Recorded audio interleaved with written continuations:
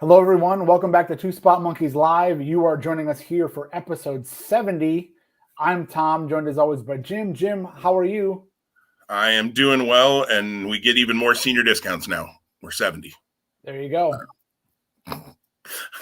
Well, it is December. Holy cow. Christmas is coming 2 weeks away. Tom, are you ready for Christmas? For the most part, I believe we are. Absolutely. Okay. Yeah. With all I've the... got nothing. Oh, well, okay. Well, again, Two Spot Monkeys, two sides of a coin. Right? Yeah, I got to book hotels for our trip, and yeah, I really should get on that. But it's been busy. It's been crazy, but crazy times in wrestling, too. Crazy times in wrestling. And that's what we're here to chat about today. Although, let's be honest, we're going to go down 17 different rabbit holes that aren't pro wrestling by the end of this. I was going to go back and listen. I know we talked about, I don't remember if it was on air or not last week, but maybe next week when we record, we'll take a look at our NFL picks that we made earlier in the season and see how those are shaken out. I didn't get a chance to do that this week. But I do know that one of my picks was my Bears going into the playoffs. And I mean, they were technically still in the hunt, but no, that's not happening. So you did not pick your Lions to go to the playoffs, which also appears to have been a very good pick by you. So, but hey, as our friend Chris would say, end of heartache. End of heartache. And unfortunately, heartache never ends if you're a Lions fan. Your Lions got their first big win on Sunday. So after really trying to blow that game, but they pulled it off in the end. So anyways, again, there we go. Rabbit hole, not pro wrestling, number one. Let's talk about Wargames. NXT Wargames was last week. Tom, did you watch the show live or did you watch it after the fact? I didn't. I did watch live. Yeah, I don't know why I forgot. I tell you why I forgot. I dozed off during the Roderick Strong match, and so it felt like there were two separate times I watched it. And now, granted, I did watch the main event back on Monday, but yes, I did watch live. Okay, and I've seen after the fact. I knew I wasn't going to see it live, but after the fact, I've seen everything except the men's war game match. I know what happens, and which wasn't shocking because it was the one match I got right out of the whole darn card. We'll talk about that in a minute. Before we get into this, I just had to tell you a really funny story. So my wife isn't the biggest fan that I'm a pro wrestling fan. Like, she just thinks that wrestling is hokey and not hokey Pete's, but just hokey and just not good consumption, right? I kid you not, Jim, without fail, anytime I'm watching something live, it doesn't matter what product, what episode, without fail, my wife walks in the room right when there's a women's match on. And she just looks at the screen and she just shakes her head in disappointment. So sure, last Sunday, we had a great day. We were pretty low key. We did some things around the house. I took some of my kids out to get their holiday shopping done. We're settled by the time that Wargames gets underway. Again, I figured one of the matches was going to be a Wargames match to start, and likely the women's match. She was already upstairs, relaxing, comfortable in her bed, watching a show on our laptop. I think, great. I just have to get through this match before she walks in the room. Nope. 20 minutes in, here she comes downstairs and into the den and looks at the screen and just shakes her head in disgust. And I have about that same issue. It not only is a women's match, but it's usually also, and I don't mean to be crass about this or anything, but when like one of the women will like be getting into the ring and bending over the rope, and it's usually happens to be one of the stars who kind of plays up that character, that piece of their character, and like pauses while they're there and like looks and, gives a sultry look at the TV or whatever, or the camera. Yeah. And that's when Katie will walk by too. And she loves that. And then I get the question, do you like her? Yeah, let's not talk about that. Yeah, I got the, I see why you're not hanging out with me. Yeah, you're right. Yeah, you nailed it. I couldn't wait for this for Io Shirai. Right. And the worst part is if you say, well, there's 4 matches with guys after this, that's going to launch another way. So, it's a no-win situation. So you're playing for the other team now, huh? Right. Yeah. Nope. I I am in the same, although Katie will occasionally, and I think she might actually on Saturday be planning to watch Final Battle with me because of some of the personal reasons that I have. We'll talk about those when we get to Ring of Honor. But usually that means also there's a beverage in her hand, and halfway through the show, she's just making fun of everything on the screen. And I'm like, I'm going to go downstairs. It's okay. I'd like to watch this. Goodbye. Anyways, that's not why you all came, but that's a great story, Tom, because yeah, I mean, of course you think you're safe, and not that you're doing anything wrong. Like, it's not like you should be ashamed, but, and it's not ashamed, but you know what I'm saying? Like, not like you're doing anything wrong, but invariably that's going to be the moment, and you're going to get the reaction that you know is coming. Yeah, no, I think Cora Jade, which we'll talk about here in a moment, I'm sure. Like, I think my almost 14-year-old daughter would love Cora Jade. Like, her style, the skateboard gimmick, all that stuff.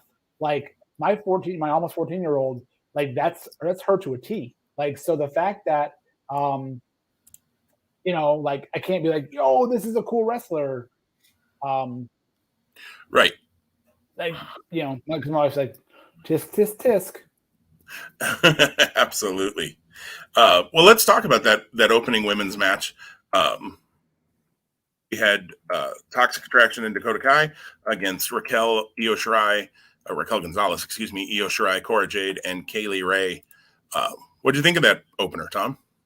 Well, I'm just going to say in general, I was the event exceeded my expectations. So I think it's been very clear for anyone who's listened here in the last month and a half or 2 months since the launch of NXT 2.0 that I've really been down on this product.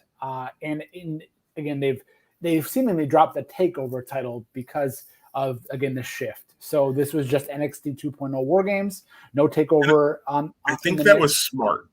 And I agree with you there. So I wasn't, and again, we didn't do well with our picks, which we'll talk about, and we do the update here in a moment as well. And so it was an interesting event for the overall night. So I wanted to preface that, and we'll maybe get into a little bit more specifics. But no, this match was actually quite good. I'll go back to Cora Jade. What a star-making moment for her. If you wanted a baby face made in one night, you did it right there. So it was fantastic. And I thought that everything played out well, and there was some drama in the match in a good way. Again, Dakota Kai, I don't know how you, like, you're a robot, you're not human, or you're an alien. Yeah. I liked this match, and I agree with you on Cora Jade. And I think I've said before, I like something about Cora Jade. Like, I don't know what it is, but sometimes when a character debuts on TV and you're just like, I don't know, I connect with you, like, and it's not because I'm a skateboarder in any way, shape, or form, that you really should not put wheels underneath me, underneath my feet at any point. That's a bad idea. So it's not that. I don't know what it is. I just was like, I like this character. I think she's got something. I think she's good in the ring. That dive off the top of the cage, or that senton, which she almost kind of rotated to the side a little. And I thought, actually, until they did the whole Io Shirai pulling her shoulder back in thing, I thought she was actually hurt, the way she landed, and that I thought it was legitimate. And then when Io grabbed her arm and did that, I was like, oh, okay, that was a planned thing. I didn't love the finish of this match, was my only negative, I guess. And it was that they had done such a good job of making Cora Jade in that match. And then you kind of made it seem like she got lucky with the pin. Like, she just lucked into, oh, look, was it, who did she pin? Mandy? No. It was JC Jane. JC Jane. Yeah, JC Because Jane. JC Jane got the finish from Raquel. Right. Had gotten the bump. Yeah. Yep. And then Dakota took out Raquel, I think, if I remember right, it was Dakota. It could have been Gigi Dolan. I think Gigi and Raquel hit the double boot. Oh, that's right. Yeah. The double kick. Yep. Mm-hmm. Now it's all coming back to me. Or, as you tell me, I'm remembering. Well, here's the irony. This was 5 days ago, right? And so, like, sorry, before too long, this is going to be two old monkeys podcast. We're going to start recording right after shows are done to actually be in the moment about what actually happened. Because 5 days later, who the heck knows? Amen. And sometime we still would love to. I know we've talked about it a few times, but actually be able to watch a show live, and then come on and do a reaction show like 5 minutes after it ends. I think that would be really fun. Unfortunately, I don't know the last time you and I both got to watch a pay-per-view at the same time and even message with each other through the pay-per-view. One of us, it seems, always has something pulling us away from that. So maybe in 2022, we'll see. Hopefully that can happen. That would be fun. And it would really help, yes, with the reaction piece, and me not have to go. I remember Cora Jade pinned somebody, and I remember I didn't love it. But and that was so, and it wasn't like it ruined the whole match for me or anything like that. I mean, it wasn't that egregious, but there's your word for the day, folks. But yeah, I wish Cora Jade could have hit a move that would have led to that finish if you're going to have her get the pin. I like that she got the pin because honestly, out of those 4, she's the one that if you're going to try to build somebody out of those 4, she needed it most. I think your other 3 are fairly well established, or in Raquel Gonzalez and Io Shirai are very well established. And Kaylee Ray, established from the UK brand, I think they're still building her and establishing her on the NXT 2.0 brand. But I feel like she came in with enough credibility that they've made her seem like a big deal right away. Cora Jade is obviously being built. So like that match. Thought it was a pretty good start, or a really good start even. Then we went on to, I believe, the hair versus hair match was second. Does that sound right to you, Tom? I don't remember. So I'm actually going to pull it up. So yeah, it was no, it was a tag match, which actually to me was the best. Tag match was second. That's right. That's right. The best match of the night. And holy cow! I'm you know what? Just like we used to call him Daniel Bryan, Hokey Pete is going to be kind of a staple of this show. No, man, what a great match. And Kyle O'Reilly's not semi-swan song, I believe, here was fantastic. And good golly, the underutilization, in my opinion, of Imperium. And again, I just wish there was more, because when they get going, when they get the opportunity, good grief, that's great. And Von Wagner didn't stick out like a sore thumb. I was going to say, and I got to give Von Wagner credit, both here and in the cage match on Tuesday. I thought he held his own. Did he wow me and make me think, oh yeah, wow, now I see what they saw? No. But he didn't do what he's done before, which is make me go, why is this man on my TV screen? The beard should have been the tip off to the heel turn, because we always have to grow facial hair when we're going to turn heel. And the beard helps his look a lot too. You and I were talking earlier last week about how you just want to punch him in the face. Like, he just has a face you want to punch. And I said, make him a heel then. Well, thank you. Apparently Triple H and Vince and Bruce Pritchard were all listening to Two Spot Monkeys last week and did just that. I think whatever they do with him going forward, I think that's going to be interesting to see on 2.0. I think he's much better suited as a heel. Maybe he becomes a babyface down the road, but let him really establish himself as a heel and see if the fans take to him at some point as he improves, hopefully. So I thought that was good. I also thought it was a little bit good, though, that I liked that they had Kyle O'Reilly see the turn coming and, basically squelch it. Wagner got his heat back on Tuesday, so it's all well and good, which is the age-old tradition, right? If Kyle's leaving, you put the other guy over on your way out. So I was fine with that on Tuesday as well. It was obvious that's what was going to happen. But I liked that there was that little different thing of Kyle saw the turn coming and avoided it, basically. And kicked the crap out of Von Wagner, and all of a sudden turned into DX Kyle O'Reilly doing crotch chops, and which was a little bit like, Shawn Michaels and Triple H do run NXT, don't they? That is true. I like that. I like that piece because, it wasn't the old, Von turned on him and, we didn't see that coming. Why did he do that? And, they played up. Kyle saw it coming. Kyle's the veteran, and he knew it was coming. I like that part. And yeah, I thought it was easily the match of the night. I don't know, maybe easily is a strong word. I haven't seen the men's Wargame match, which I've heard is pretty good. But yeah, it was really good. And it did create a problem, I think, for the third match, which was the hair versus hair match. it's hard to follow those first two matches because those were both really, really strong matches. I didn't think there was necessarily anything wrong with the hair versus hair match. I mean, other than I think the wrong guy won, clearly, because I picked the other direction. And I have not seen much of 2.0 from Tuesday night. I've seen pictures of Duke Hudson and his stupid wig that he comes out with. And he even put on like amateur wrestling headgear to keep it secured to his head. Oh, so we're going the Kurt Angle route. Again, I don't know if it's going to be a long-term thing. I mean, it does add to the goofy look, and they're going to run this back. They're going to have another match, and I don't know what type of stip they're going to have, but they clearly set the groundwork on Tuesday night for another match. Cameron Grimes has to shave his chest if he loses, maybe. I don't know. Let to be Duke Hudson's butler. Oh, never mind. That already. Oh, wait, we did that. That's right. I thought this was fine. I thought it was fine. Here's the thing. When the one moment that sticks with me is when Cameron Grimes hit the mushroom stomp at the end, and I was nervous for Duke Hudson's face by the barber chair foot rest. That tells you all you need to know. Yeah, absolutely. And then we went to the Cruiserweight title match. Cruiserweight. This one surprised me. I thought the match was fine. I think both guys we talked about it last week. Roddy's, all world. And I think Gacy's very good in the ring. And I like that. I have seen the promo package or little vignette that they did on Tuesday night where he announces that Harland is going to have his debut next week, which I'm looking forward to seeing what can Harland do in the ring. Paul Heyman called Parker Bordeaux, who is Harland, the next coming of Brock Lesnar at one point, which I don't know that you get much more bigger of a stamp of approval from somebody than that. That's a big help.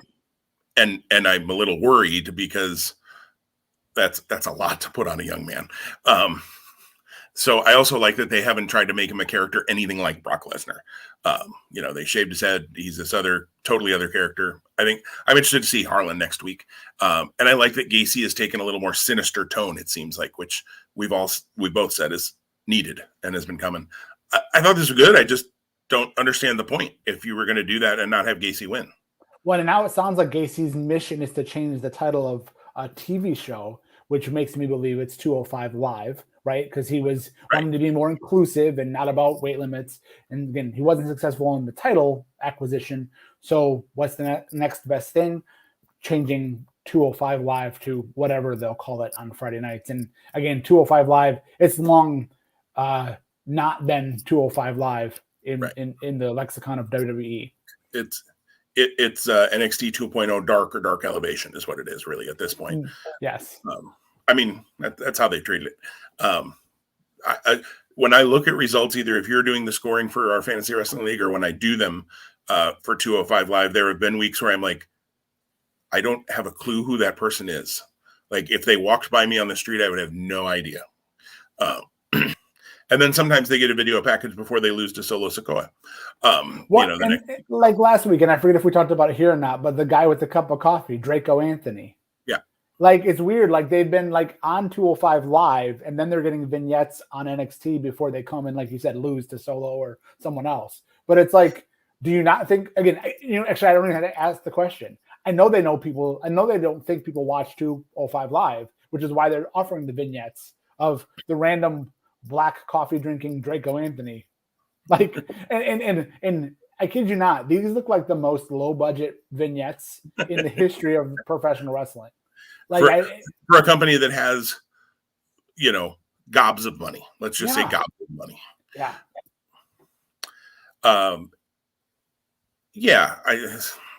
It is what it is. I guess I don't understand the point. Should you be able to change the name of a TV show if you're not the champion of the division that show is supposed to be named after? I don't know. That seems weird to me. But I like Gacy. I like his character. So wherever it goes, I'm in for the ride. And then the men's Wargame match. Tom, I'll let you kind of take it away on that because I have not seen it yet. Yeah, it was a really good match. And again, and we're going to bleed a little bit into the NXT 2.0 Tuesday talk, when we talk about as well, like this weekend, Saturday or Sunday to Tuesday, were pretty much what I believe to be the swan songs in NXT for Kyle O'Reilly and Johnny Gargano. O'Reilly did put over Von Wagner on his way out, if that's where that path is leading. Gargano had a great end of the night promo on Tuesday. Did you say you have not seen that fully yet? I have not gotten that far. I don't even want to tell you about it because I don't want to create any bias for you at all, but I just really encourage you that it's really top-notch TV. It's great. And then the way it concludes is solid as well. I've seen a bunch of pictures on Gargano's Instagram or other social media after, the night closed, and, embracing Shawn Michaels and Ciampa in the ring, and Candice LeRae and O'Reilly there. And again, it's really touching and fitting. And Gargano is becoming a dad for the first time in February. So, right. If he is going to be a free agent for a while and just do the dad thing, not that he probably would love to rest his body. He's young, but he has put a lot of mileage on in NXT.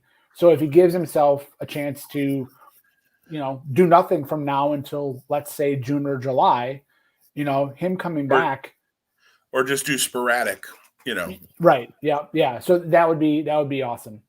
No, this was quite a good match. It was very, very fun, very fitting. Good battle of the black and gold versus the 2.0 group, and it played to all of the strengths of what you would want, I think, in a Wargames match, with the type of spots that you have, and the bad guys, if you will, which are the 2.0 guys, I think, had the advantage. But I think the crowd was split a little bit too. And I think it was interesting that they fairly quickly on Tuesday made sure to make it clear that Braun Breaker isn't necessarily a heel. And nothing he did even to set up that War Games match last week, when he came out and just yelled War Games and they went in and battled, like, he didn't do anything heelish. He didn't jump somebody from behind. He didn't kick him below. He didn't, anything like that. What did I say the one time I used Steve Corino's kick him in the ding ding? He didn't do any of that. Or 2 weeks ago, I guess it would have been. And then he beat Gargano, pretty clean in that ladder match. Again, nothing he did was outside of the scope of a ladder match to win that match. So I think they were very clear to quickly shift. You had made a comment, because when we recorded last week, I hadn't yet seen that. I watched after the fact. You had said kind of pay attention to the finish. You want to give me more insight? Because I think I know what you mean, but I'd love to hear first and then go, oh, okay. I just thought it looked really good when he grabbed the leg and flipped Gargano and caught him in midair, and I just thought it looked really smooth and didn't look like Gargano jumped to land on his shoulder. Yeah. Which I think would be I would totally understand if it would have looked, a little bit that way, because that's a dangerous spot that they pulled off, frankly. I was just impressed that both he and obviously Gargano had a huge part in making that look as good as it did. I think they had to pull it off quick too. So I don't know if you noticed this, but when they shot the camera angle to Gargano's back, and the referee came into the picture on the back side of the ring, and I feel like he kind of said, "You guys got to go to the end of the match." It seemed like they were running short on time. Yeah, or something to that effect. So for them to pull that off with the fluidity that it had and the timing, yes, I agree with you. Yeah, and I mean, Breaker's a stud. I talked with a friend of ours yesterday, when we were joking about we're drafting for our next season of our fantasy wrestling league, and how people snipe different picks. And I had hoped to get Breaker pretty early, and somebody snagged him before I could. Well, I had one chance, and I thought I could wait, and I shouldn't have. But I would not be stunned. I said this to our friend John yesterday. I would not be stunned to see Breaker in the Royal Rumble.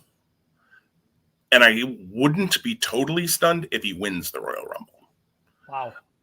I could, would I lay a lot of money on that? No. But they seem to want to, he's Sean Ross Sapp, I think, has said he's the most Goldberg thing I've seen since Goldberg. And he meant that as a compliment, not as a negative. But the kind of guy fighting next week, Roddy, right? Yeah, yep, right. They're putting him in the ring with guys. I expect on the first, and this might go against my whole Royal Rumble thing, although he could still appear in the Rumble. And I almost would be stunned, to be honest, if he doesn't appear in the Rumble. I would put that percentage much higher than I would winning it. But that's probably true for anybody because it's a crapshoot sometimes. I think the very first NXT 2.0 of 2022, I think they're calling it something. New Year's Evil. Thank you. I was going to say New Year's Bash, but that's AEW. New Year's Evil. I think Breakker wins the title at New Year's Evil. I just think they're going to strap the rocket to this guy, and I don't think they're wrong for doing it, in all honesty. I also saw, and I haven't read the story, he claims that he actually came up with the Braun Breaker name, in which case you're a really good wrestler, and you should keep doing that. Stop making decisions about your name then, because it's a dumb name. But nonetheless, certainly the right guy, and having Breaker pin Ciampa, which I know happened, I think, at Wargames was very, very smart because now, as he said on Tuesday, they're 1-1. It sets up the match.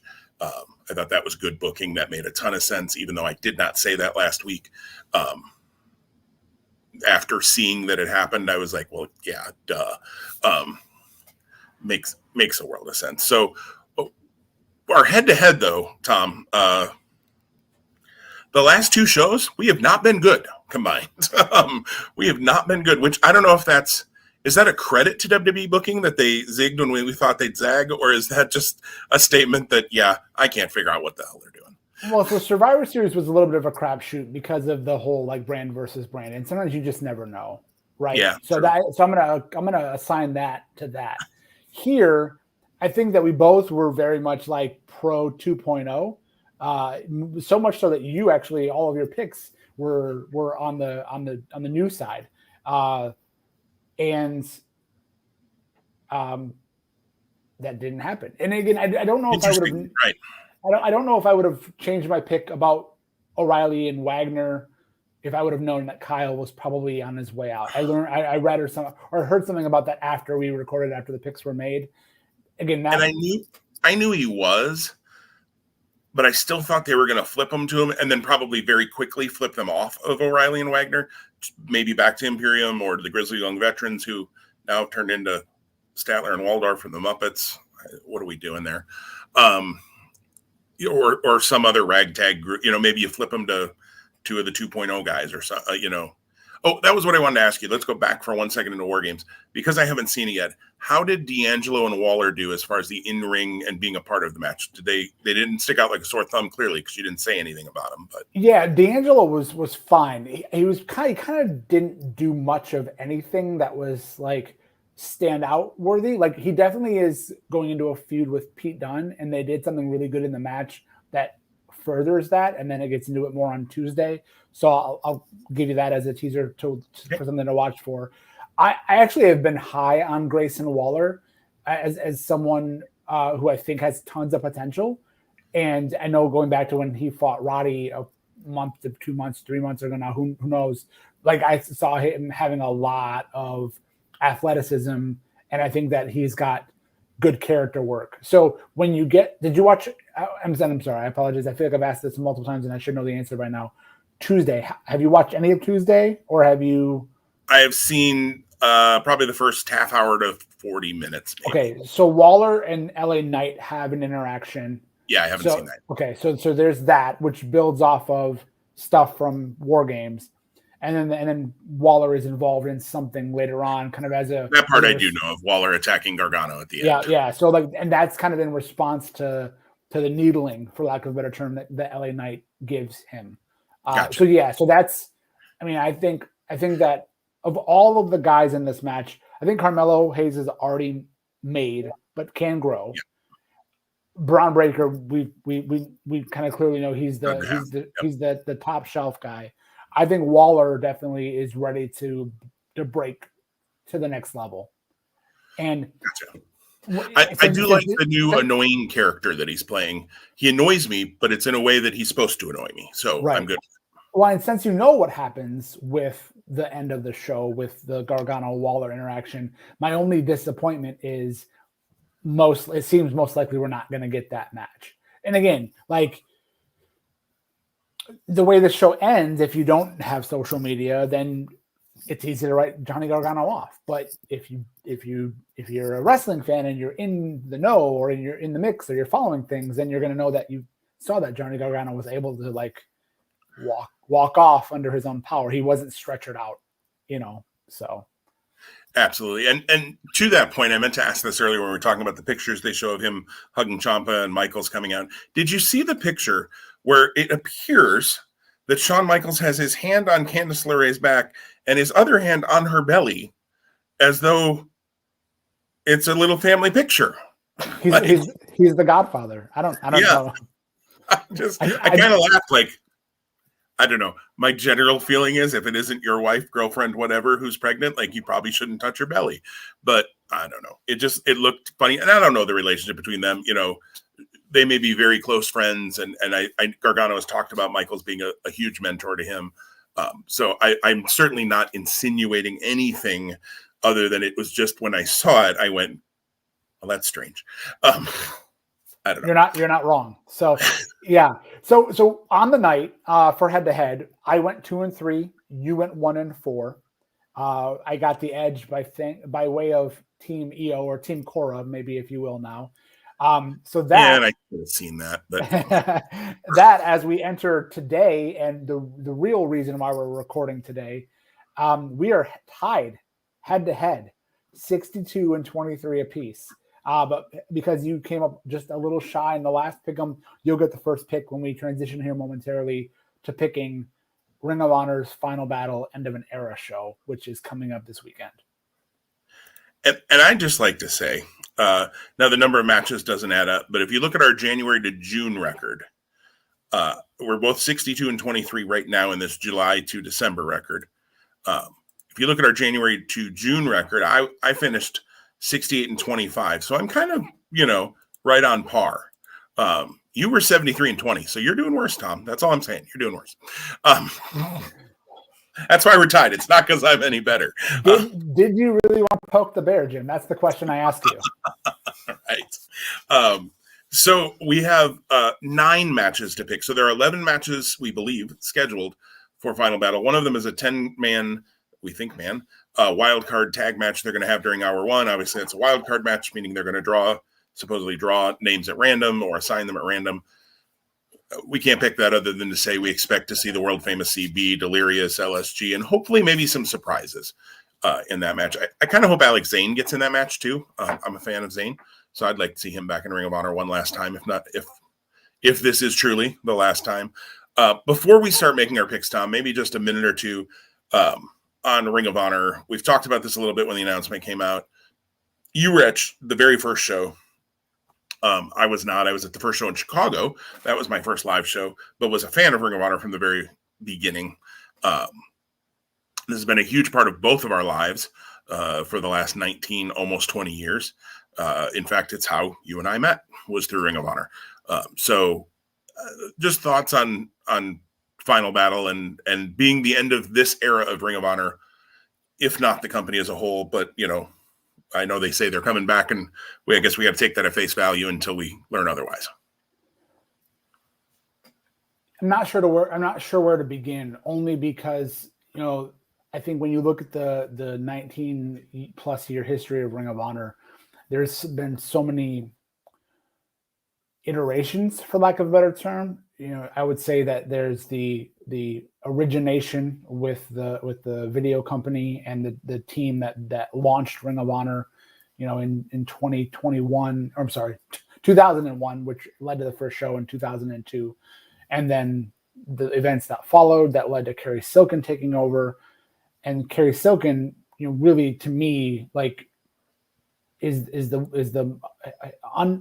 heralded, right? But I also feel like he's unheralded because, I don't know that the story has ever been told. And I'm sure there's podcasts out there. I know Kerry has a podcast there. He's done some interviews for how much money he truly poured into Ring of Honor between, we'll say, June of 2004 and September of 2011. Maybe, give or take or so. I don't remember exactly when Sinclair took over, or was it May of 2011 or 2012? Either way, that's the era that I most closely connect with.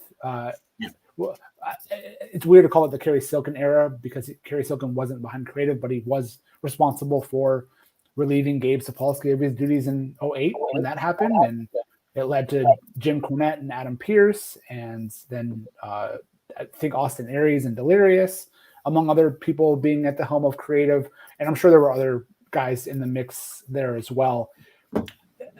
Did you see by chance the nice YouTube video that Adam Pearce put out this week? I saw somebody linked it, and I want to see it, but I have not had a chance to watch it. Ring of Honor linked it as well. It's worth your time. It's less than 3 minutes, but it's nice. It's some video, or it's some photo clips and a narration of something that he wrote. Kind of just a very nice love letter from himself to Ring of Honor and to his time there. So that's worthwhile. So then going 2012 to now, the Sinclair Broadcast Group owned Ring of Honor, corporate Ring of Honor, for lack of a better term. And, people can have their complaints about corporate control and things of that nature. We also probably have to be thankful that there was some corporate control, because who knows if Ring of Honor would even exist without Sinclair Broadcasting still to this day. So I'm not belaboring that point as much as to say I'm grateful. It's given a platform still for some amazing talent over the last 9 years to rise up. I think you look at the Kyle O'Reillys, the Adam Coles, the Tommaso Ciampas, Roderick Strong, Tyler Black, and I'm just spitballing. Kevin Steen, El Generico. Yeah. So that's great, and that's awesome. So as we approach this weekend, again, I know I've said before, and I'll reiterate now, I won't be watching live Saturday night.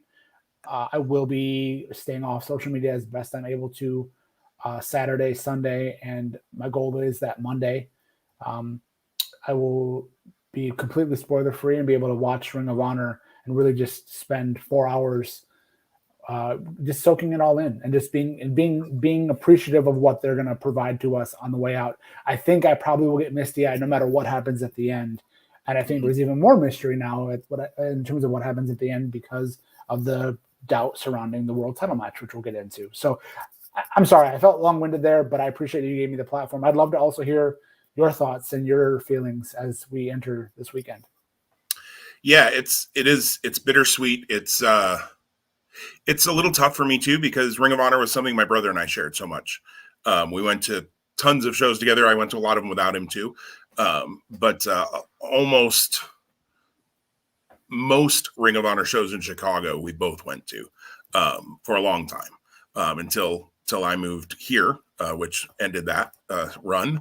But so that was, a big piece of our relationship. And of course, everybody's listening to this, I think, knows that I lost my brother a little over a year ago.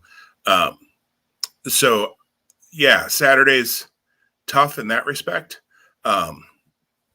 But on the wrestling side, like you said, this company brought me you, who I consider a brother, and others as well, who I consider close personal friends, and really almost family as well. And, I could sit here and name a whole bunch of people, but I'd be really afraid that I would miss somebody who deserves to be named. So I'm going to avoid doing that. But if you're listening to this, know that you probably, and you're part of that group of friends that all got formed through Ring of Honor, you're almost assuredly one of the people I'm talking about. So that's weird for me. For over the last 20 years, I was a young man 20 years ago. Tom, as you said, we're kind of two old monkeys at this point. So much of my life and so many of the people in my life who I still talk to today, whether I haven't in every case, I want to say the last time I saw anybody who I would say I became a friend with through Ring of Honor, the last time I saw them in person was Dallas in, is that 2015? 2016. Yeah. 16. So it's been 5 years since you and I have been in the same place. And since many of those folks, and some of those folks weren't in Dallas either because they weren't able to come that weekend. I really wish I could be in Baltimore this weekend. I really do. I'm bummed that I'm not there, but financially, time-wise, and everything like that, it didn't make any sense, unfortunately, for me to be able to get there. As important as it would have been for me to be there, wrestling is important, but friends are important, but other things are too. So I had to be smart about that. And so, but I did block Saturday off immediately when the date was announced. And especially after I shouldn't say maybe when the date was announced, but when the announcement was made, the Final Battle would be it for at least 4 months. Although there's going to be 2 TV shows. We've talked about that before. It annoys me. But I'll get over it. But as soon as that announcement got made, I said, I need to watch this show live. And I had that ability because I didn't have anything else scheduled that I couldn't move at that point. I didn't have anything else scheduled, period. But even with my trivia business, when people asked, well, what Saturdays do you have available in December? After that, I didn't include the 11th. I just decided, nope, this is going to be my day. So I'm going to get a pizza, going to have beer, going to sit down and, like you said, kind of take it all in.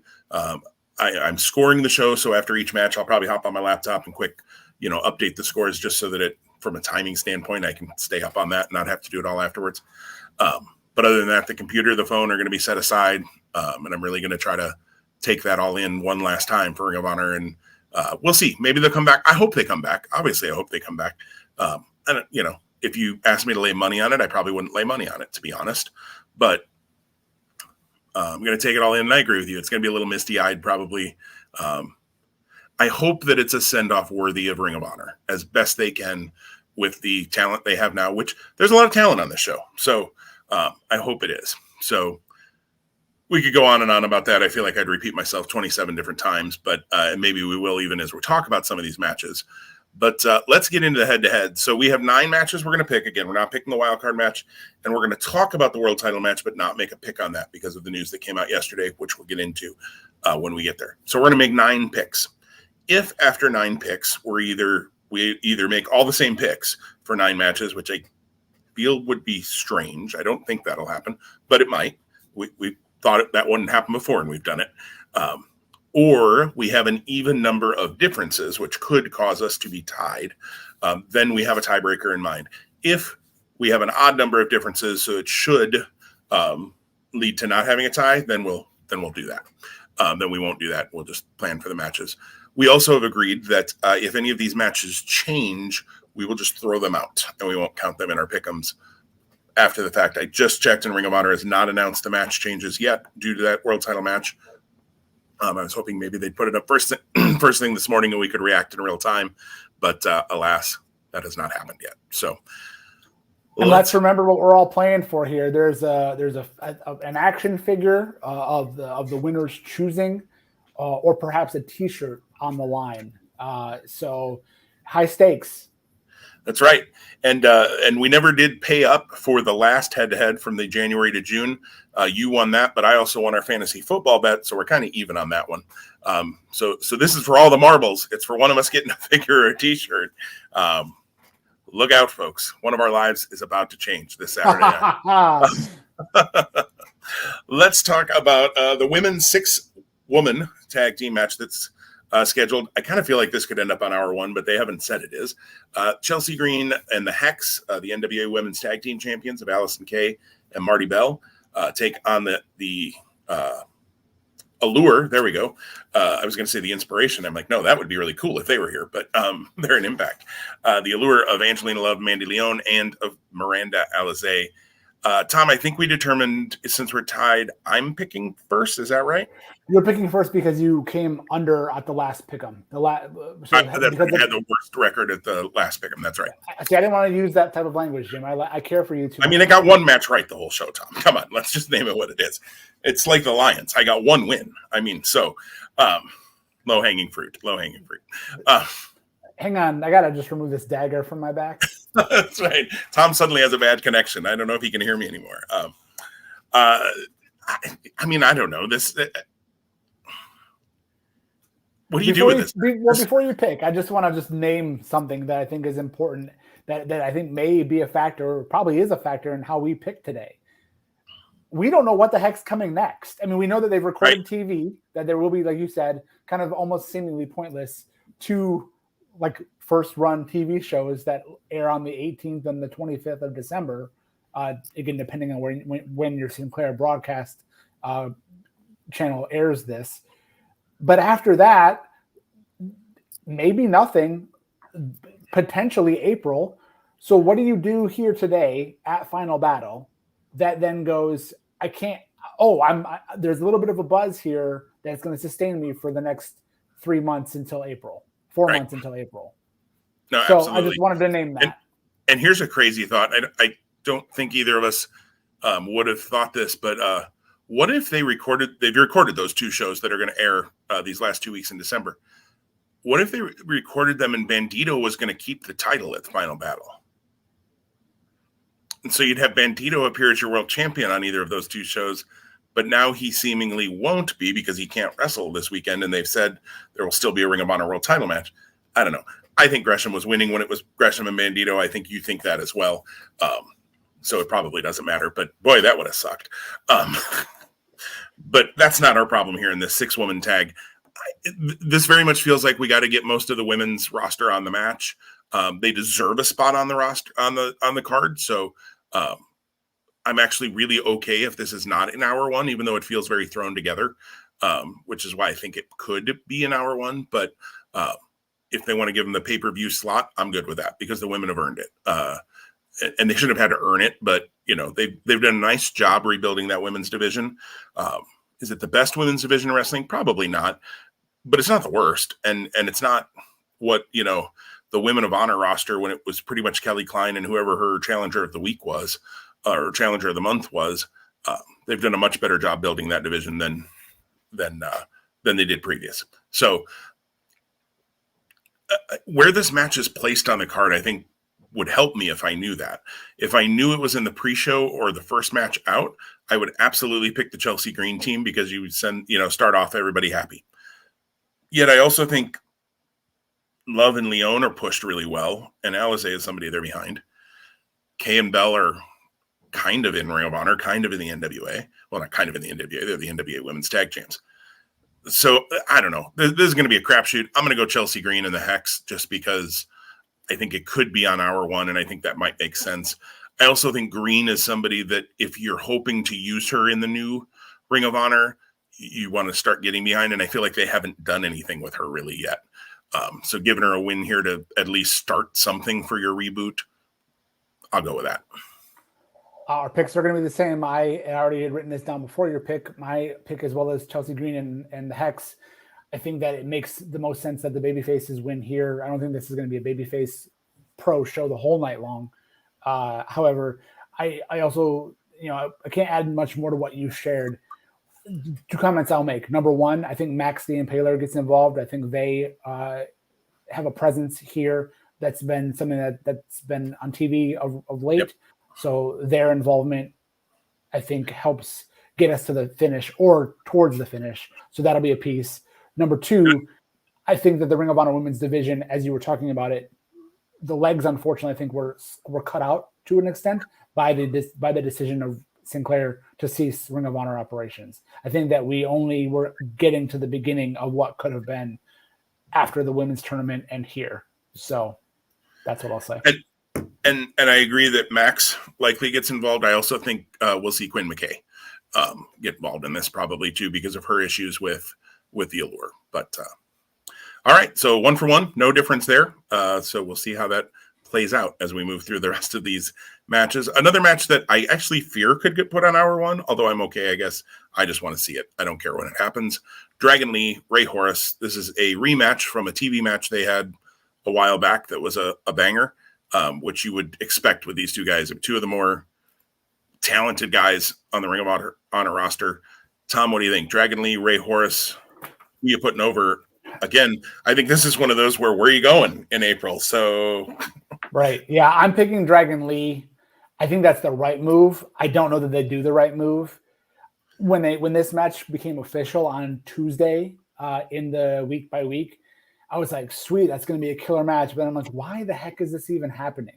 Like this is a match, and I'm pretty sure it happened recently or it's happened previously, and maybe both in PWG. And so when PWG throws stuff like this together, you're like, sick, can't wait because of the atmosphere.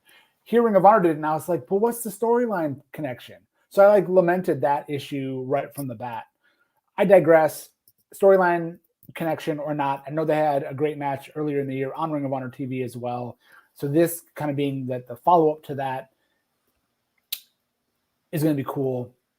That would make me think, though, that they could go halvesies and give Ray Orris the win. And if that happens on Saturday, I'm going to be really hot because Dragon Lee's my pick, and I'm going to stick to it. Yeah, they've had 3 singles matches before. One in the Crash back in 2019 down in Mexico. One at PWG Battle of Los Angeles, day 1. So that must have been a round 1 match, I'm assuming. And then on TV back in January of this year, so almost a year ago. That doesn't feel like it was in January. Holy cow! Yeah. I just when I just looked it up, I had that same feeling like, oh, that was all the way back in January. They have had some tag matches since then at Glory by Honor. Dragon Lee and Roosh took on Bandito and Ray Horace, so maybe that's what we're thinking of. And then at PWG, the return here when they came back, not the return. It's a long way to the top if you want to rock and roll back in November. Which I don't think either of us seen. I don't know that it's out on Blu-ray yet. Dragon Lee. What's that? It's not out yet. No. It's not yet. Dragon Lee, Flamita, Demonic Flamita, and Ray Horace were in a 3-way, which sign me up. That sounds really good too. Demonic Flamita, also somebody I think we could see in that wild card. And I feel bad if that's where he ends up because I think he deserved a spot on this card somewhere. He's been really good in Ring of Honor. Everything you said makes total sense to me, Tom, both ways. I hesitated on who I was writing down for that same reason, because I feel like the chances in it, let's say there is an April restart, the chances of Ray Horace being available to you versus Dragon Lee seem higher. So if you want to, if you're booking Final Battle thinking about April, and I don't know that they are, because I don't know that anybody in the back of Ring of Honor really thinks they're going to restart in April. I think they hope they will, but I think if they're, I don't think I would book this show based on April, because you're not sure April's really going to happen. That's just me thinking. I'm going to go Dragon Lee as well, because I just think they're both super talented. Will I be shocked if Horace wins? No. Will I be really ticked at not taking the chance and going, against you on this one? Probably. But Dragon Lee to me is one of the best in the world. Dragon Lee should be on TV every week for somebody, whether that's AEW. WWE would use him so terribly, so I don't want him to go there. So I guess AEW is my hope, or New Japan, and I think he will end up back in New Japan once kind of things get worked out and people can travel a little more freely again. Japan is closed down to any outsiders right now, although if you have a work visa, you are able to come in. So the outsiders who have work visas like Will Ospreay and that will be able to get back in for Wrestle Kingdom at this point. So that's at least good for New Japan. I could definitely see Dragon Lee back in New Japan. Maybe he'll work some of the New Japan Strong stuff, which I haven't been watching, but man, as I've read the results, I'm like, they really cranked that show up from what it used to be. So kudos to them. And maybe I need to resubscribe to New Japan Strong. But my problem was I had it and I was the same way as you. I kept paying money for something I was never watching even a little bit. So maybe if I resubscribe so that I can watch Wrestle Kingdom, maybe I'll have to start checking out Strong too in all my free time. But Dragon Lee, I think Dragon Lee is one of the real question marks where he ends up. And Roosh, once he gets healthy again as well, and that knee injury heals, I think Roosh as well. My guess is they end up the same place. They seem to want to work together. That's my impression. All right.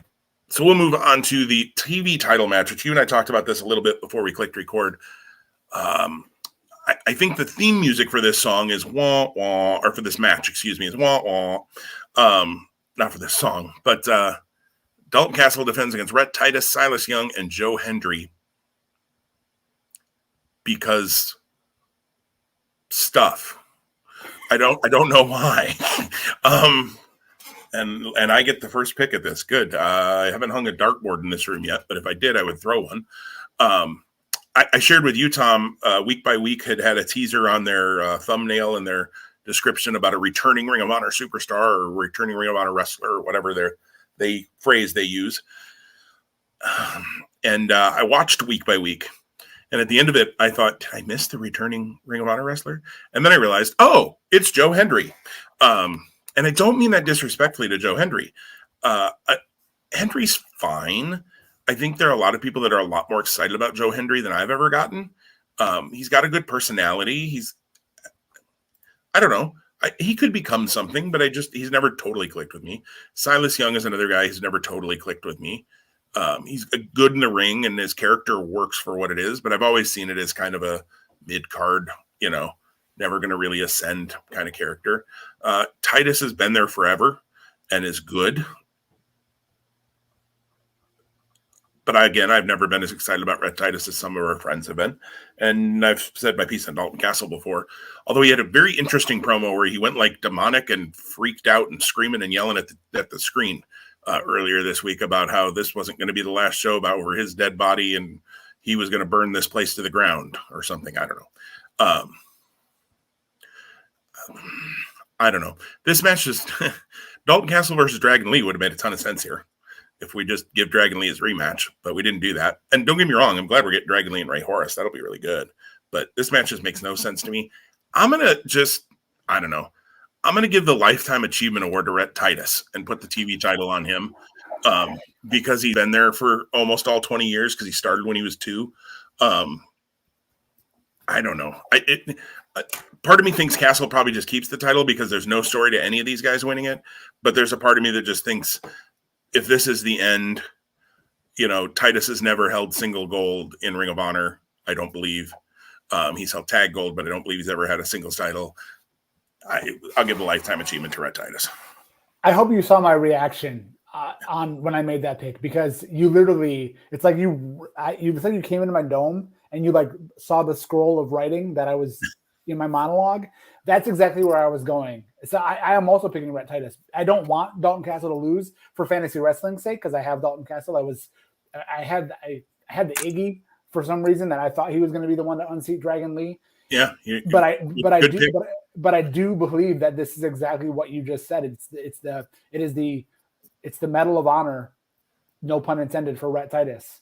And I do think that of all of these guys, I think Rhett is the guy who's most likely to be around in April. All due respect to him, so if you have your TV title on this guy or he retires it, because again, what does TV look like for Ring of Honor, right. After December 25th, other than best ofs? So yeah, dude, I was kind of hoping that you were going to go some other direction so I could be the standalone with Rhett, but nope. Alas, here we are. Here we are. There we are. So Rhett Titus, the Lifetime Achievement Award for Ring of Honor 2021. I feel like we should play some like Oscar music or something right now. Invite him up to give a speech. I'm sure he'll appear soon on the Honorable Mention podcast and talk all about it. And now the nominees for ROH TV title, Lifetime Achievement Award. Right. Congratulations on your one-day reign as ROH TV champion because the company doesn't really exist. All right, Tom, you get the first pick on a match that I think has an outside shot of changing, frankly. I don't know. Outside is a weird word to use on that. But Brody King, Homicide, and Tony Deppen of Violence Unlimited. Unfortunately, Chris Dickinson is hurt, so he is not involved in this match. Kind of makes me wonder if it would have been an 8-man tag originally, and you would have put, maybe LSG or somebody in on the other side, or John Walters maybe if he was available. Maybe he's in that wild card match. I don't know. But unfortunately, Dickinson is hurt. So they face Tracy Williams, the pure team of Tracy Williams, Taylor Rust, and Eli Isom. For the sake of the pick I'm going to make, I hope it changes because I'm really not confident in this pick. I understand that the story has been building for a year. Violence Unlimited against the Foundation. LFI was in the mix. Again, Rush's injury kind of made that change, and it's kind of centralized down to these two groups in the end. I'm picking this with the idea of what things could look like in April. So I am picking Team Pure of Tracy Williams, Taylor Rust, and Eli Isom. I think Eli Isom was a guy that Ring of Honor was ready to do something big with in 2022. I think that he gets the win, the pinfall win in this match as that momentum or that story element for what potentially could come next. Well, we have a difference. So we have one. I understand what you're saying, and I've thought about that same thing. And I won't be stunned if it happens. I just, you've got a cohesive unit of Brody King, Homicide, and Tony Deppen, and you've got this ragtag. If this was Brody King, Homicide, and Tony Deppen against Tracy Williams, Rhett Titus and Jay Lethal, or fill in Foundation. Well, I guess Gresham and Woods would have both been busy in title matches. I probably would have picked the Foundation in that case. This isn't the Foundation. This is 3 ragtag thrown together. Makes zero sense to me why they're teaming, other than they happen to all like pure wrestling. Although Isom hasn't only done pure wrestling, I don't think of Isom as a pure wrestler. So I'm going to go with Violence Unlimited. But I won't be shocked at all if Brody King ends up in whatever they do with the world title picture. We're going to talk about that at the end of this. So I think this match could end up as a tag match, or something else, or they find another, maybe Violence Unlimited adds a member. I don't know if you really want to add members to factions on what could be your last show ever, but maybe you could. Maybe HC Loke comes out with Homicide. I don't know. Low key would make some sense here if they want to deal with him. I don't know. I'm fantasy booking around things that I don't know that will even happen. So I think, again, when we talk about who could be here in April, I think you're right. Eli Isom obviously would make a lot of sense. Taylor Rust would make a lot of sense. Tracy Williams could make some sense.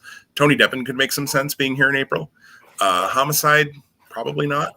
I mean, they could bring him in and out, but he's kind of doing the NWA thing now, which I don't think would preclude him from doing this.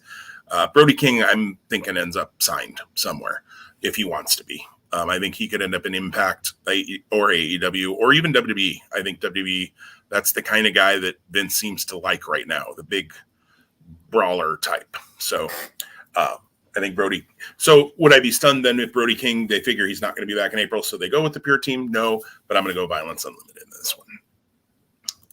The 6-man tag team title match, O'Shea, Edwards, Colin, and Moses, using the Freebird rule, will defend the 6-man titles against the Righteous, Vincent, Bateman, and Dutch. I guess that means, I have not looked at the YouTube match from yesterday, but I'm assuming that means that the 6-man titles were defended in their Road to the Final Battle match that they had with Primal Fear. No, Violence Unlimited. It was Violence Unlimited. Violence Unlimited. I'm assuming, though, that Shane Taylor Promotions won that match. I have to score it yet for our fantasy league, so I'll find out. But obviously, they won, let's be honest. Or there was a DQ or something. They still have the belts. This is another one I think could change because Vincent is owed a title shot that he never got. So he could get involved somehow in that world title match. And I think this is a crapshoot for me. Normally, I mean, 6-man title matches, I've been like, it's Shane Taylor Promotions. Just put the belts on them and leave it alone. And I still kind of feel that way. But if any team is cohesive enough that could unseat them, and you don't have Shane Taylor in there, you have the fill-in of O'Shea Edwards, I think it could be the Righteous. So I'm a little torn on this one.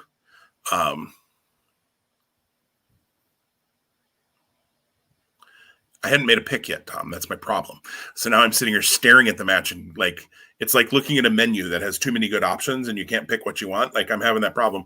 Not that this is too many good options, but I'm going to go the Righteous. What the heck? Let's have some fun with it. And I don't know what you're going to do, but I'm going to go the Righteous and just maybe they play up that, it wasn't Shane Taylor somehow. And I don't want to blame O'Shea Edwards for that, but yeah, my pick is the Righteous as well. Actually, from the minute that they made this match, I thought it was a way to get the belts onto the Righteous. I don't know that I see more guys in the Righteous being still available by April. So again, are we going to retire the 6-man titles? Vincent, though, is one of those guys that I do think is long for the Ring of Honor world. But I can't say that for necessarily Bateman or Dutch per se. Maybe Dutch, not so sure about Bateman. He seems to be in pretty good with New Japan Strong. I don't want STP to lose. I love the story of STP. Having them win here would be a great footnote to a strong year. But with the way that you've built the Righteous in Ring of Honor, even at the end, it makes sense for them to control these titles as part of their ongoing story. But that's just the thing. What's the ongoing story? We don't even know if such a thing exists. But yeah, the Righteous. I don't like the move, but I think it's the right move. Right, it's the Righteous move. It's the Righteous move. There you go. Well, I thought maybe we might have a difference there, but we didn't. So far, it's just that 6-man title match, 6-man tag match, not title match. that we are different on. Let's see what happens here. Tom, you get the first pick in the pure title match. Josh Woods versus the Mecca, Brian Johnson. I feel like I'm going to hate myself at the end of the day when I make this pick and when reality comes out. I hope I'm wrong. Again, I think this is a thing of who might you have the opportunity to still have a connection to come April as a champion. I think there's much more weight for one than the other, but that's not going to influence my pick.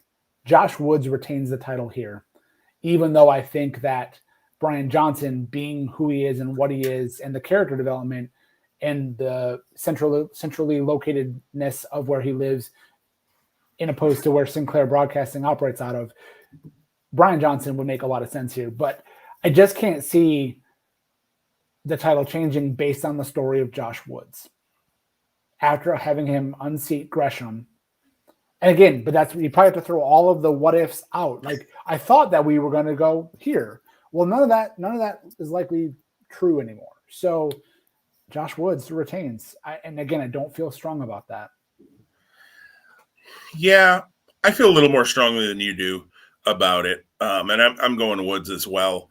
I get what you're saying. And Brian Johnson probably is more likely to be around in April. Josh Woods already appeared on, or will be appearing on AEW Dark coming up. He had a match taped at their tapings down in Florida last weekend, I want to say. So Woods is at least, people are kicking the tires on Josh Woods. As well they should be. The guy's talented. He's come a long way. I think he's got more room to grow, but that doesn't shock me that Josh Woods is getting some looks. Brian Johnson, if Brian Johnson added 30 pounds, the guy can talk like nobody's business. He's good in the ring too, but if he wanted to be a manager and somewhere actually wanted to utilize managers, which, by the way, shout out to Prince Nana, who got his new embassy on AEW Dark Elevation coming up for next week. Nana on, a YouTube show for AEW. Good for Nana. But I think Brian Johnson could be an excellent manager. But I don't know that he wants to do that because he is really good in the ring. I think this is going to be a really good match. Johnson plays the heel so well. Woods plays the good guy who has some humor, but also is a really strong wrestler and pure wrestler and submissions and all of that. I think this would be really good. But I think Josh Woods keeps the belt. I'm with you on that one. It's funny, as you were talking, I wrote down for you Brian Johnson, because you kind of like led me that way and then you swerved. I had already written down Josh Woods for myself, but I was writing Brian Johnson down for you, and now I have crossed out and wrote Woods above it because you threw me off on that one, Tom. It was a swerve, bro. Anyways, all right, Vince Russo. World Tag Team title match. This probably could have gone a little later in the rundown of the matches because I think it's they've kind of been calling it the other main event. I've heard them say on Week by Week and that. So this probably goes on second to last, although I didn't put it in that order. Probably should have. But the OGK of Matt Taven and Mike Bennett versus the Briscoes of Jay and Mark Briscoe. Our friend Annette, who I think might be listening right now, but because I see we have one live watcher, and that often is Annette, suggested having this match open the show and then having Jay Briscoe in the world title match. It makes a lot of sense. I certainly could see that, and I certainly wouldn't be stunned at all if they did that. Whether they do that or not doesn't change my pick on this match. And you and I have talked about this for a while. The story of the Briscoes coming for the belts at Final Battle seems like it's been told all year. If this is the end for Ring of Honor, there is no... Annette said, yep, it's her. Hi, Annette. Hope you're having a good Friday. If this is the end for Ring of Honor, there's no other way you can end the tag division of Ring of Honor than the Briscoes holding the World Tag Team titles. All respect to the OGK. They've been very good in their comeback. I kept expecting a Mike Bennett turn. It never happened. I'm actually kind of happy that never happened. We were able to have the team. The Briscoes win the tag titles. I just don't see, unless they cancel this match, I would be stunned if this match doesn't happen, even if Jay ends up in the world title picture. The Briscoes win the belts here.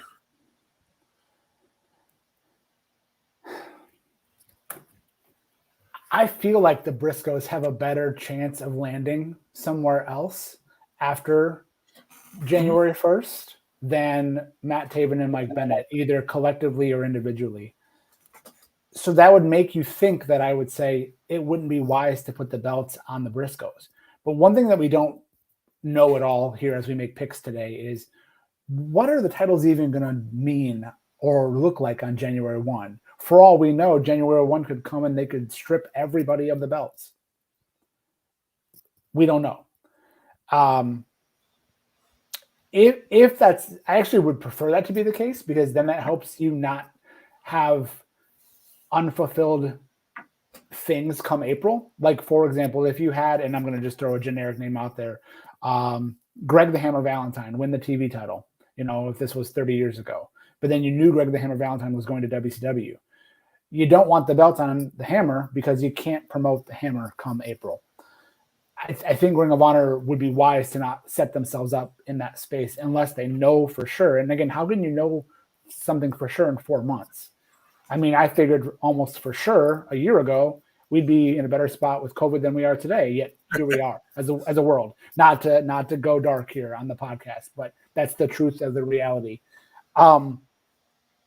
You're absolutely correct. Like there's no better team than the Briscoes to be the final, and I'm using air quotes, Ring of Honor World Tag Team Champions. And that's why they're my pick as well. I really see this as a battle of two eras. The first half of Ring of Honor being the Briscoes, 02 to 12. Even though the Briscoes continued on, they've been like if you etch Mount Rushmore for Ring of Honor, you've got Jay and Mark right there. Mark's head's a little bit smaller, but nonetheless, they're on the rock, but it's both heads. And then 12 to now, the OGK, even though it's not been consistent. So Briscoes are my pick as well. All right. So we move on to the fight without honor. Finally, a match that I am just absolutely so confident on. I don't even have to spend time. I love the story here. I love what has led to why we find ourselves in this match. I can't wait for Shane Taylor to dominate, and I honestly hope there's more on Saturday night for Shane Taylor in terms of Ring of Honor. I'd love to see him somehow be involved in the Ring of Honor world title picture, however that comes together. We'll talk more about that, but this is going to be the highest confidence points that I levy on the pick'ems. Shane Taylor wins the fight without honor, defeating and putting an end to the issue with Kenny King. Well, I have a sneaky hunch that this head-to-head is going to come down to violence versus pure, because I'm with you. Shane Taylor's winning this match, period, end of sentence. Kenny King is great. He can talk you into the building. He's good in the ring. Shane Taylor's great.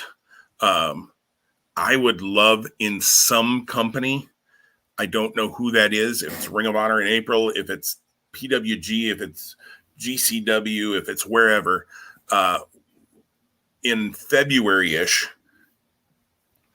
I would love to have Shane Taylor be cutting a promo and have Keith Lee walk into that picture and just stand there with him or look at him face to face. I don't know. I think there's some interesting things you could do there from their tag team before Keith went on to Evolve and Shane stayed in Ring of Honor. That all being said, that's fantasy booking. That has nothing to do with this fight without honor. I love that it's a fight without honor too. The funny thing is they've told this story well, while only having like one in the last 2 years. No, one one-on-one match. They've had one one-on-one match between these two guys. And now they're having a fight without honor. And I feel like it deserves to be a fight without honor. Kudos on your storytelling, because you've done it without having just 18,000 one-on-one matches that led to this. They had a one-on-one match over a year ago, November of 2020. And then they've only been in 2 other matches together since then. They were on Ring of Honor TV in September. There was an 8-person tag, LFI against STP.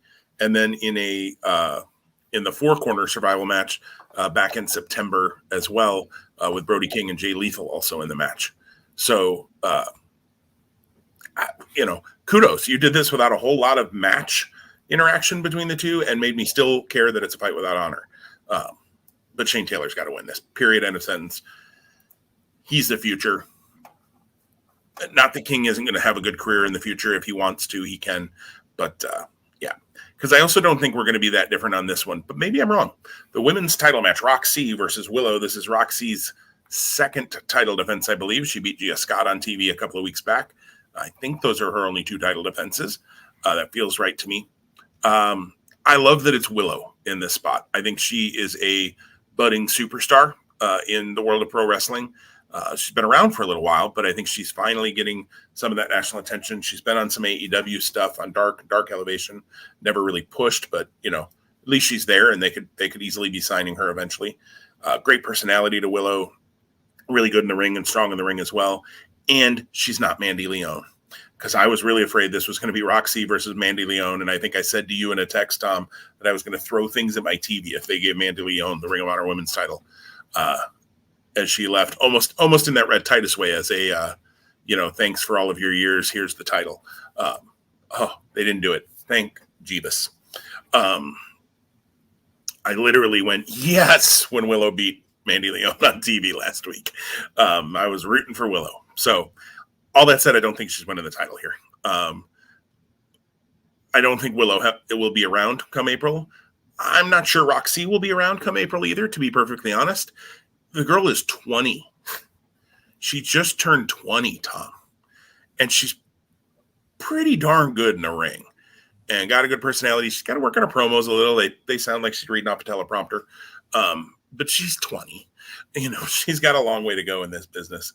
And I think we'll go far in this business if she continues to want to do this, which it sounds like she does.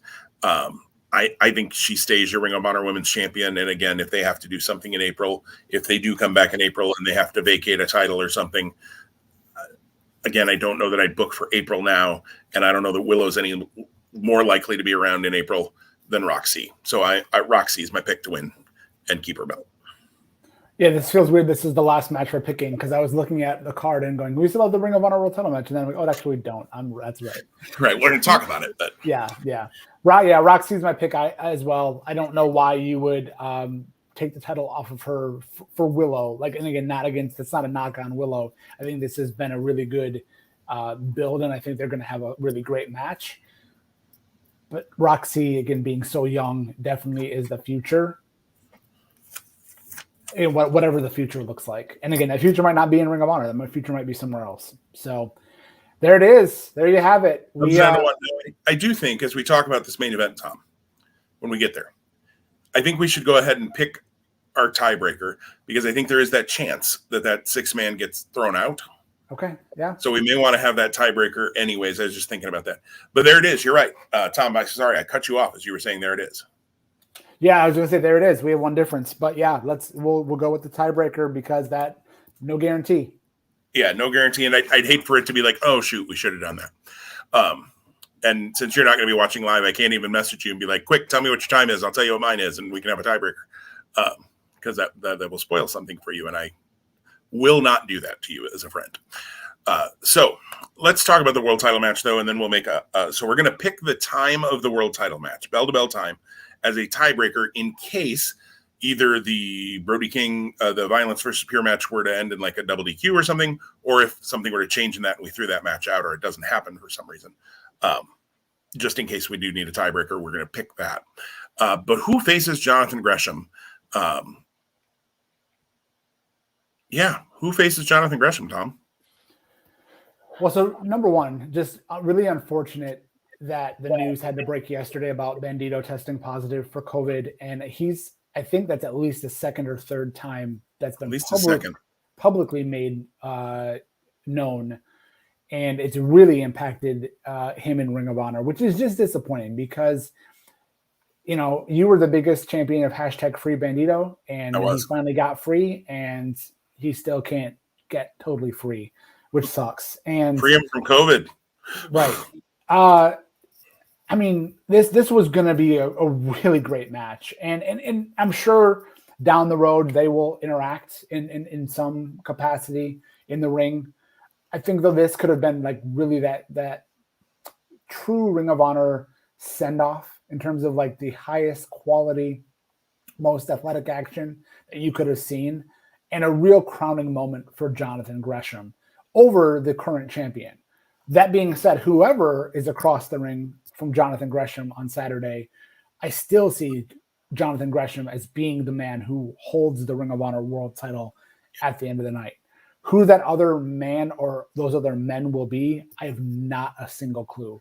I immediately went to the fantasy booking mindset last night of going, man, low key would be great. Oh man, Davey Richards would be great. But then I said in the same breath in my internal conversation that I was having, they can't, Ring of Honor is not going to bring them in right now. Like they're already in the middle of their COVID protocol. They flew people in probably to Baltimore Tuesday or Wednesday, and they've been doing stuff all week. Although the bubble has gotten a lot easier if you're vaccinated, which eliminates low key. He's been very vocal about his feeling on the vaccine, so I think that definitely eliminates. And I know I brought him up as a potential in that 6-man before. Hadn't thought about that. That's a great point you bring up, Tom. My understanding, anyways, has been the bubble has been relaxed if you're vaccinated. So maybe if there's a vaccinated somebody, they could maybe get them. Maybe, I don't know. But. Yeah, and then I thought, okay, yeah, that wild card 10-man that's going to be at the beginning. I'm gonna go the complete opposite direction. I hope it's not the guys you named. Nothing against the I was about to say WCB, world famous CB. Nothing against the LSGs. Nothing against Delirious. I want to see John Walters. I want to see Alex Shelley. I want to see Dan Moff. I want to see guys. Williams. I want to see guys that are from like the lineage and the history of Ring of Honor as best we're able. I don't know what Dunn and Marcos are up to, but I'd love to see one of one of them. I digress. Matt Stryker, not the announcer, but the unibrow, maybe. Yeah, I don't know. for sure. So Alex Shelley comes into the view there. Alex Shelley Gresham would be amazing, just absolutely amazing. So that would be something I'd love to see. What if? Go ahead. No, the only other thing that I'll say, because I know we brought up Brody King, we brought up other guys on the card.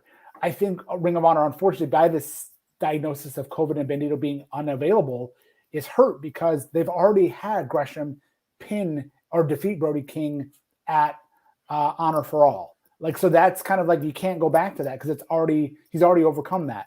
They just gave away Dragon Lee against Jonathan Gresham on the Road to Final Battle on YouTube on Monday in a really solid match. So you really can't go back to that. So it's just like, oh my gosh, like again, you didn't know what you didn't know when you taped those matches, clearly.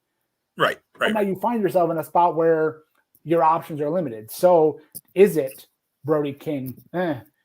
I love the idea of Shane Taylor, and I love the idea of Shane Taylor more than I love the idea of Jay Briscoe, even though I think match quality wise, it's a better match if you do Jay Briscoe, Jonathan Gresham, and Jay Briscoe's Ring of Honor resume supersedes that of Shane Taylor.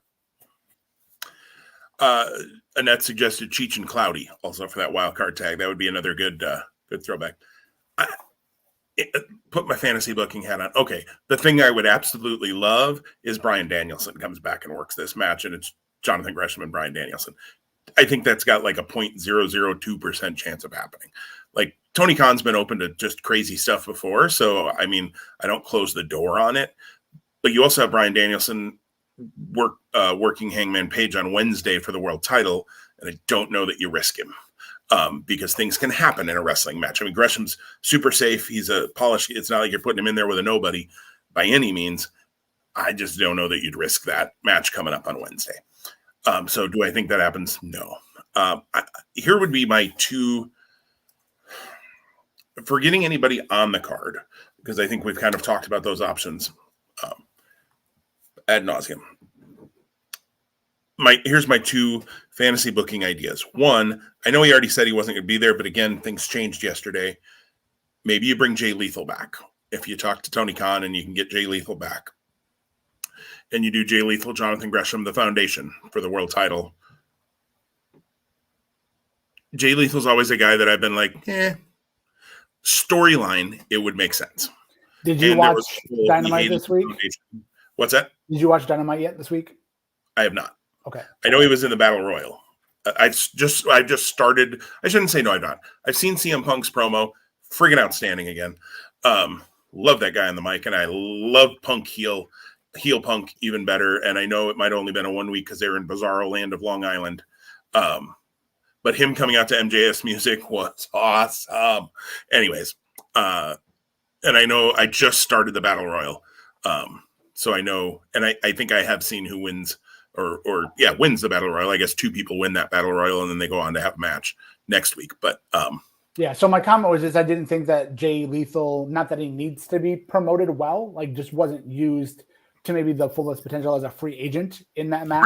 Right. So again, I do think people in Ring of Honor, fans for that matter, would be ready to boo the crap out of him. And right. so that would, from that standpoint, that would be interesting. Or here's the one I like the best, but again, not knowing who they've got booked for that wildcard match, maybe it doesn't work. If it is Stars of Yesteryear, I would love 10 Stars of Yesteryear to be in that wildcard, like of the history of Ring of Honor. I think that'd be great. And what if whoever gets the pinfall in that match moves on to the Ring of Honor World Title match at the end of Final Battle? Like, it gives them a chance for one more shot at glory, and then you have Alex Shelley or somebody get that pin. And I agree, Shelley Gresham would be awesome. Shelley, I believe, is the independent wrestling heavyweight or champion right now, the thing that IWTV runs. The Wheeler Yuta had been the champ, and Gresham actually was the first. I believe Gresham was the first. Gresham was the champ at one point anyways. Tracy Williams might have been the first. But I believe Shelley is currently the IWTV independent champion, whatever they call that belt. So you could play that up a little bit too.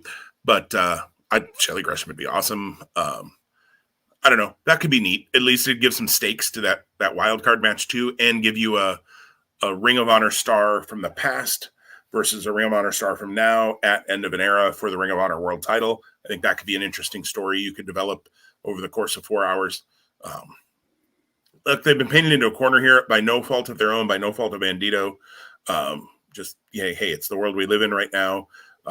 Above all, get well Bandito. Obviously, we want him to recover well and, be able to come back to the rings very, very soon and tear it up, whether that's in GCW, where I hear he had a great match with Tony Deppen a week ago or so, or wherever Bandito ends up. I know he was in the AAA title match as well a couple of weeks back. So that same weekend. We're running up against the clock, but one more thing I just thought of, just as an homage, because I brought it up earlier this year when I was thinking ahead to the 20th anniversary of Ring of Honor, which now we won't get in actuality in any formal way in February. What if they did homage to the first match and they did a 3-way for the title? Yeah, I think that could definitely. I wouldn't be stunned at all if they do something like that. Heck, he's available. I mean, he's working for AEW, but he's gotten back in the ring lately and looked good. Christopher Daniels could be in. Daniels Gresham would be pretty good. I don't think anybody would think Daniels had a shot at winning, though. That's my problem.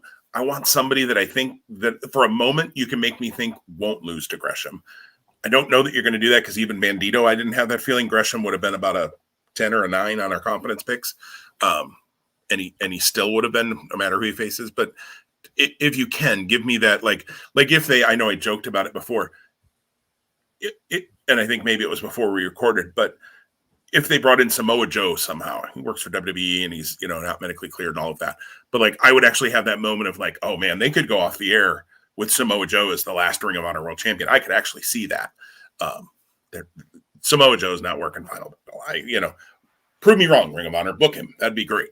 Prove me wrong, Vince, that you'd actually let him. But I hope we get some surprises. I don't know.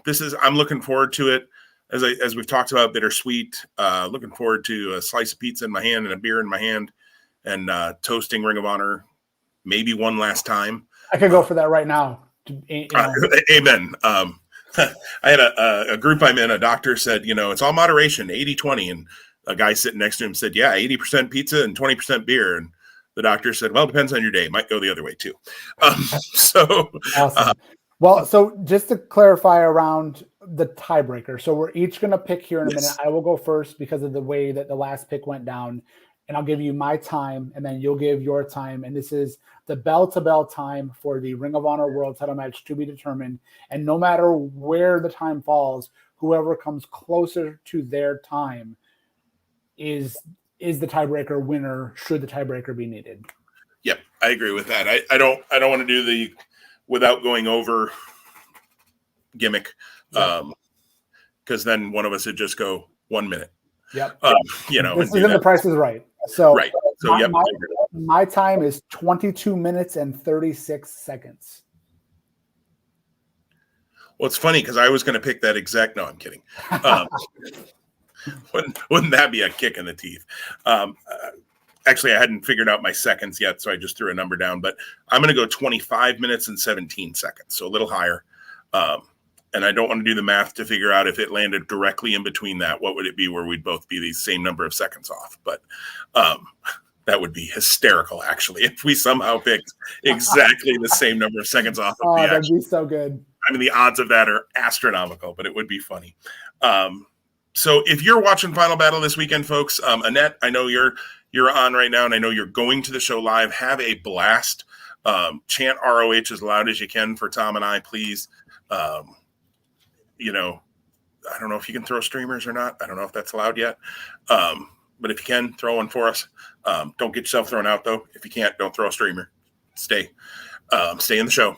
But have a blast. Anybody who's going to the show, have a blast. If you're going to watch it on pay-per-view, enjoy the memories. Leave the memories alone. We'll use the old Shawn Michaels video song. But maybe it's the last time we'll get to talk Ring of Honor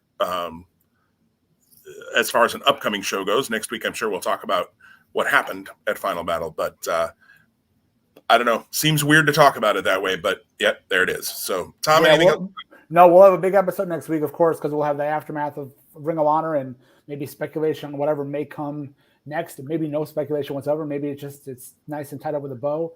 And then, of course, AEW Winter is coming. Huge match. Hangman Page defends against the American Dragon Bryan Danielson Wednesday night next week, plus other great things at AEW. So, man, can't wait. It's going to be a good week of pro wrestling, and I can't wait to come back a week from now and rehash it with you, Jim. Absolutely. Annette says she's looking forward to it and says, watch for the sign with a smiley face. So I don't know quite what that means, but we will watch for the sign and see what that says on Saturday night, or in Tom's case, maybe Monday when he's watching. I won't text it to you, Tom. But all right. Well, everybody have a great weekend. We will talk to you soon, and stay safe out there. Everybody stay warm. It's going to snow here today. Yay. Not really ready for that, but it's going to be 50 here tomorrow, so go figure. Well, it's snowing here today, and by Wednesday going to be 68. So we're all going to have pneumonia. Global warming. Right. Global warming. Everybody have a great day, great weekend, and we will talk to you next week here at Two Spot Monkeys Live.